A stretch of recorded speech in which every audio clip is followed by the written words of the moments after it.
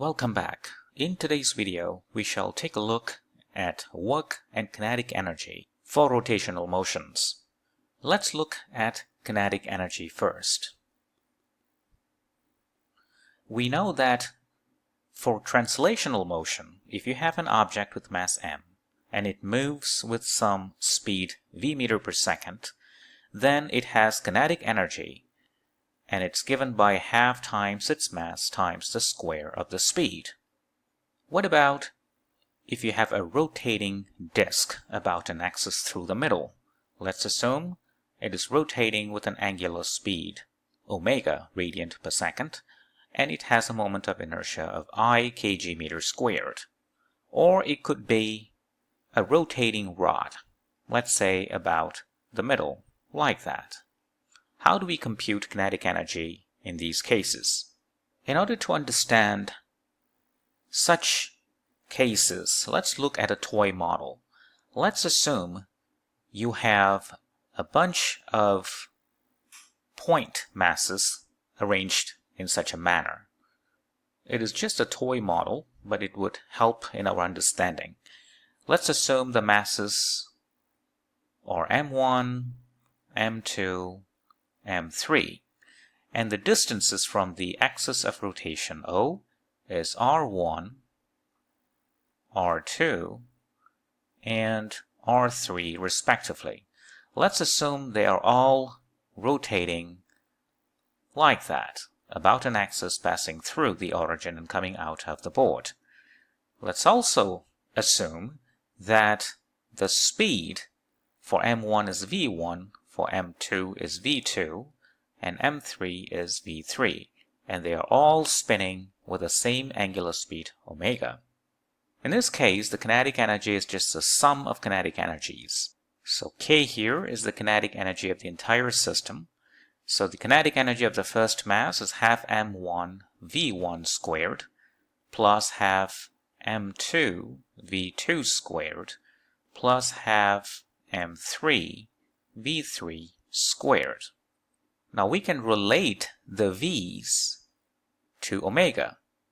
v1 is r1 omega, v2 is r2 omega, v3 is r3 omega. Let's substitute these terms in here, in there, and in there. If we do that, we end up with the following expression. So m1 v1 is r1 squared omega squared plus, let's factor out half, m2 r2 squared omega squared plus m3 r3 squared omega squared. Let's factor out the omega squared like that. Immediately you see the terms in the bracket is just the moment of inertia of the system. What that means is the kinetic energy of the system can be written as half times the moment of inertia of the system times the square of the angular speed of the system. This expression for kinetic energy is known as the rotational kinetic energy of the system, because the system is, after all, rotating about the given axis. If we compare the expression for the translational kinetic energy, namely half mass v squared, you see I has taken over the role of mass and omega has taken over the role of speed. So both would have an SI unit of joules. We emphasize that while this expression has been derived for a very simple system or a toy model, it remains true in general. What that means is if we have a disk and it's spinning about its axis, say with an angular speed of 2 radiant per second, and its moment of inertia is, let's say, 4 kg meter squared, then we can compute its rotational kinetic energy as half times I, which is 4, times the square of omega, so 2 squared, which will be 8 joules. Next, let's look at the concept of work. Let's go back to that rotating disk about its center. Let's assume that we have a tangential force that's causing this to happen. Let's see what happens when this disk is rotating through a very small angle. Let's call it d theta. Of course, the radius of this disk can be taken to be, say, r. Let's concentrate on a point on that rim of that disk. That particular point marked x would have traveled a linear distance, let's call it ds. So what do you have here? A very small arc like that. The distance is ds. That small angle is d theta, and the radius is r. So what is the work done by this force, F sub t? It is just F sub t ds. So this is the work done by that force in moving that point by that much distance. But we know ds is given by r times d theta. This is from geometry. Then the expression for that work will simply become ft times r d theta. Now this product, the tangential force times r, is quite simply torque from this force that is used to spin this disk about that axis. So the work done is torque times that small amount of angular displacement. What that means is the total work is quite simply the integral of that expression. So that is how we calculate work in rotational motion.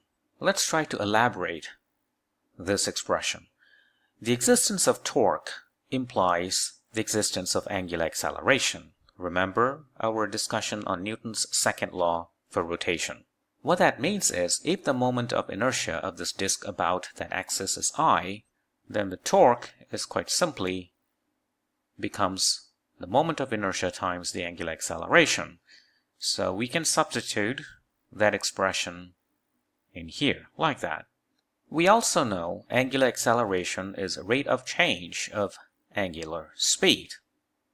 If we substitute that information, then you get d omega dt for alpha times d theta.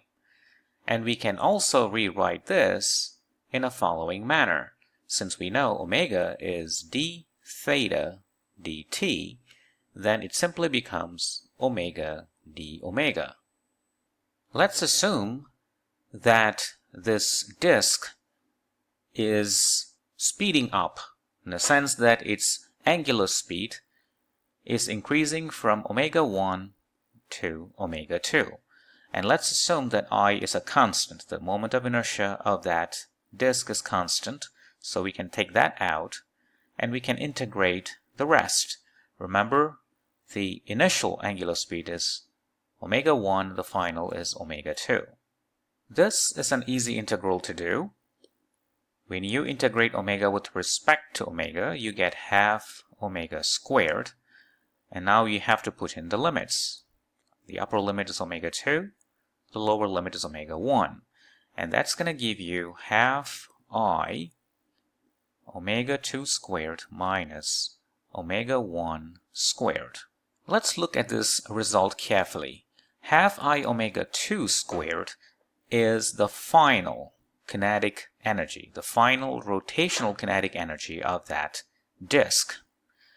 And half I omega 1 squared is the initial rotational kinetic energy of that disk, so minus Ki.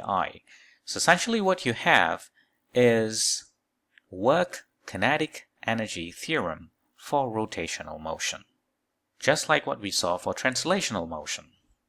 Let's look at the following problem. A 30 kg thin hoop with radius 1.5 meter is rotating at 300 rev per minute. If it must be brought to stop in 20 seconds, how much work must be done to accomplish this? This is a problem in Work-Kinetic Energy Theorem. So work equals the change in kinetic energy, the final kinetic energy minus the initial kinetic energy. Now we know that it must be brought to stop, which means the final kinetic energy has got to be 0. So what that means is, in order to determine the work, we have to determine the initial kinetic energy.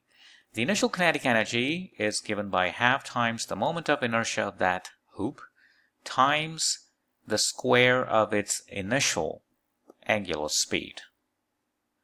So let's put all the numbers. Moment of inertia for such a thin hoop, it is a hoop like that, all the mass is concentrated at the rim, that's the radius. It's given by the mass of that thin hoop times the square of the radius, like that. Omega I is given to us, it's 300 rev per minute, but we need to change that to radian per second. So each rev has 2 pi radians, and each minute has 60 seconds. Now don't forget to square. Now let's do the calculation. The mass of the hoop is 30 kg, so let's put 30 there. The radius is 1.5 meters. So times 1.5 squared. And the answer is going to be, that's going to give you 33.3 times 10 to the power 3 joules. Or quite simply, don't forget the minus 33.3 kilojoules. The reason why you have a minus sign for the work is, in this case, the work is being done to slow down the rotating hoop until it comes to rest. Problem 2. An electric motor exerts a constant torque of 12 Newton-meter on a grindstone mounted on its shaft. The moment of inertia of that grindstone is 3 kg squared. Suppose the system starts from rest. What is the work done by the motor in 9 seconds, and also find the kinetic energy at the end of this time? If you want to find the work, we need 2 things. You need to know the torque, and you need to know the angular displacement. We know what the torque is. It's 12 Newton-meter. It's given to us. Now we need to find the angular displacement. The angular displacement can be determined from one of those rotational kinematics equations. Now why?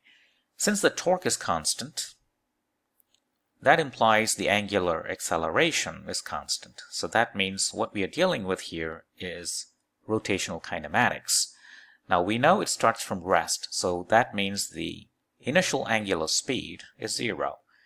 So the kinematics equation that we can use is half times the angular acceleration times the square of time, plus omega I t. But since omega I is 0, that term goes away. Since we're interested in work done in 9 seconds, that t is 9 seconds. Now what about alpha? Alpha can be determined from torque and moment of inertia. Remember, this is Newton's second law for rotation. Now the torque is 12. Moment of inertia is 3. So alpha is 4 radian per second squared. Let's substitute everything inside. Your angular displacement in this case is quite simply half times alpha, which is 4, times t squared, that is 9 squared. And that's going to give you 162 radians for the angular displacement. Putting that in here, we can calculate the work done. So the torque is 12, theta is 162, and that's going to give you 1944 joules for the work. Now let's look at the kinetic energy at the end of that time. So kinetic energy can be determined from the Work-Energy Theorem. Work has been determined in part A, and that equals to the final kinetic energy minus the initial kinetic energy. Now we know the system starts from rest, so the initial kinetic energy is 0. What that means is the kinetic energy at the end of this time is also 1944 joules. And that solves the problem. As always, thank you for watching.